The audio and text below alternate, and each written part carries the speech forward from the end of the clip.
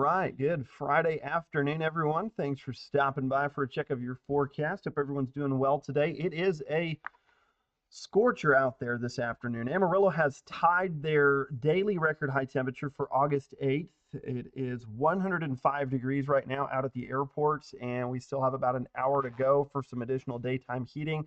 Our record is in jeopardy. It's at least going to have to scoot over for the record books and may end up getting replaced before the day comes to an end. So it is brutal out there. Just make sure that you are staying hydrated, drinking plenty of water. This is actually a Skycam look from TextLine.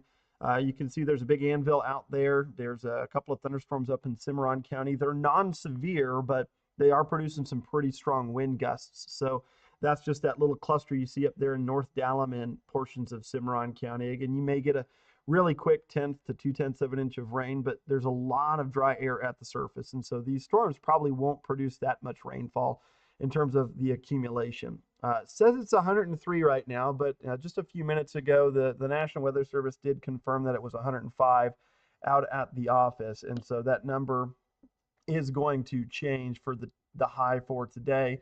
106 so far in Borger and Perryton, 104 in Dalhart. Temperatures are in the 98 to 106 range. It's just nasty. So you probably don't want to be spending too much time outdoors. We do have the heat advisory in effect until 8 p.m. this evening across much of the Texas-Oklahoma panhandles. And we actually have an extreme heat warning down in Palo Duro Canyon where temperatures could exceed 110 if they aren't already.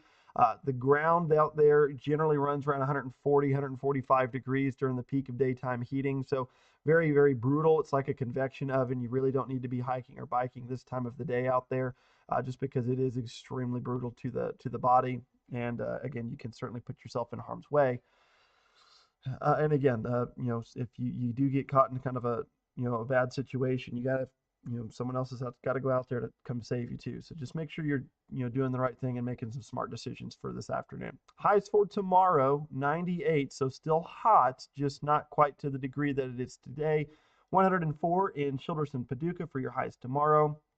I think we'll start to transition away from the heat, and we'll be talking a lot more about that rain chance, especially in the second half of the weekend, moving into Sunday, and maybe even again on Monday. We'll have a better shot for some rainfall. We'll dive into those details here in a bit. This is the outlook for Saturday. We have a marginal risk that does cover a large portion of the area. Damaging winds are going to be the biggest issue by far if we have any severe weather tomorrow. Storms are going to be really high off the ground, high cloud bases. We're probably going to see winds gusting as high as 70 miles an hour. Once you get all that rain to evaporate, creating that dense pocket of air, and with those temperatures near 100 degrees at the surface, probably going to have some very negatively buoyant air underneath those storms. So I would be shocked if we don't get some severe wind gusts tomorrow with some of the thunderstorms. So that I think is going to be your biggest issue for that. As we move into Sunday, it may be more of the flood and a wind threat. We'll actually have some more moisture to work with on Sunday afternoon and evening, so storms will probably be more widespread in their coverage. They're going to produce some probably heavier rain rates as well, anywhere from 1 to 2 inches per hour. There may even be some spots that pick up, 2 to 3 inch per hour rain rates. So we will break down those details here real quick. So here's our computer model. This is going to run through the next 2 days. You can see some of those high base showers, maybe a few of us lucking into a few hundredths of an inch of rain today. And then as we move into Saturday, we'll see that stationary front get hung up in the panhandle. So if you're northwest of it, probably a more seasonable day. Temperatures in the lower 90s. The rest of us should be a bit above average, upper 90s, low 100s in the southeast on the other side of the boundary. But you can see storm coverage pretty isolated. Don't be surprised if we only have a handful of storms on Saturday evening. But Sunday, this is where we're growing more confident of seeing some better storm coverage. Got a pretty notable disturbance that swings through the area, big trough that's going to dig into the central plains. And we're also going to have, again, a pretty good plume of moisture from the Pacific parked over our heads. Wherever that boundary's at, wherever that moisture's at, and everything kind of, aligns together and overlaps, that's where we're going to have some of those better thunderstorm opportunities. And I think that's going to be somewhere near the Highway 60 corridor, at least at this point in time. But you can see really big complex of storms trying to develop on Sunday evening.